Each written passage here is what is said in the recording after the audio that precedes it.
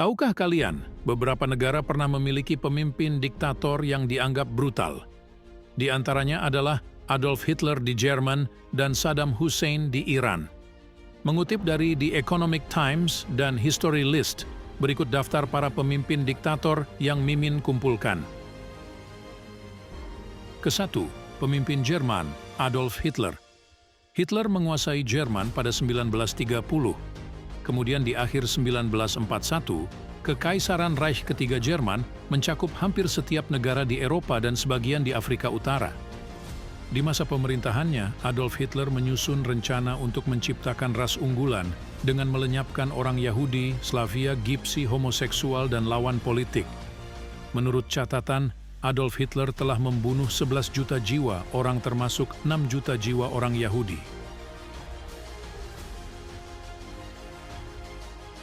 Kedua, pemimpin Uni Soviet, Joseph Stalin. Joseph Stalin lahir di Georgia pada 1878.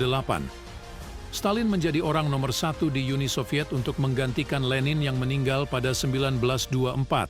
Stalin secara brutal menekan musuh-musuh politiknya, serta orang-orang yang dicurigai sebagai lawan. Berdasarkan catatan, sekitar 14 hingga 20 juta orang meninggal dalam kamp kerja paksa yang dikenal sebagai pembersihan besar-besaran atau eksekusi pada 1930-an. Ketiga, pemimpin Kamboja, Pol Pot. Pol Pot adalah pemimpin Khmer Merah dan diktator Kamboja yang secara langsung bertanggung jawab atas salah satu genosida paling parah dalam sejarah modern. Selama 4 tahun Pol Pot memegang kekuasaan di Kamboja. Sekitar 1 juta orang meninggal karena kelaparan, pemenjaraan, kerja paksa, dan pembunuhan.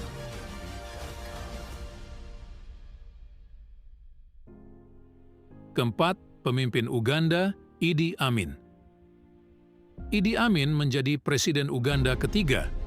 Amin harus bertanggung jawab atas sekitar 250.000 kematian akibat teror di masa pemerintahannya. Teror itu diantaranya penyiksaan, eksekusi ekstrayudisial, korupsi, dan penganiayaan etnis.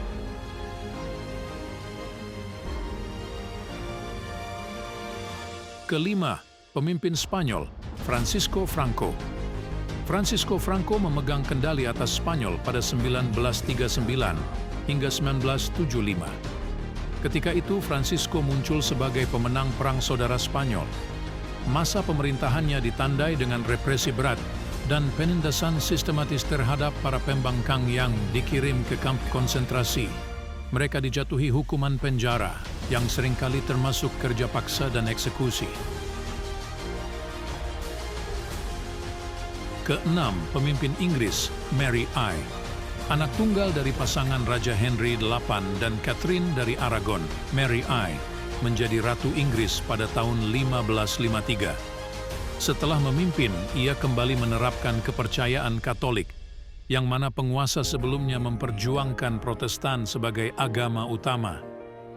Mary I menikah dengan Philip II dari Spanyol, yang juga seorang Katolik.